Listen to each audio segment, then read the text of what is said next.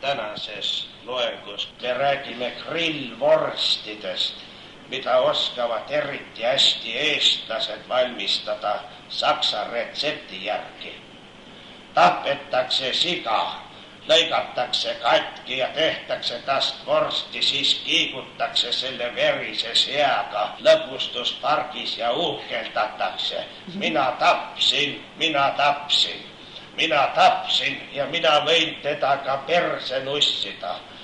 Lapsed vaatavad pealt, mängib Maie ja Valdur, ansambel Meie mees, Vanilja Ninja.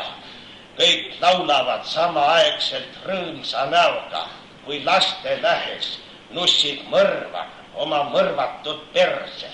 Minu trofee, vaadake joodikud, räägib silmini täis mees, kes nussib surnud veritsevat siga putsi. Vaadake ta tisse, need on seatissid.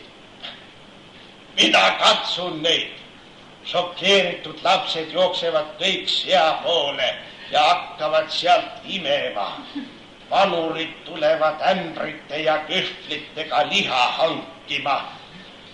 Minge eemale, värdjad pensionärid, karjub purjus nooruk. Mina nikun teda, pärast sööte jäärakoinijad.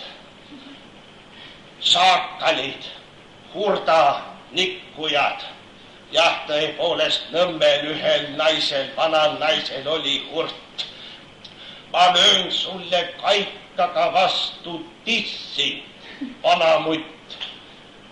Vanamutt tüüdis, et löö, kui sellest ainult pension tõuseks. Oi vitt, nüüd sa saad siga, munn.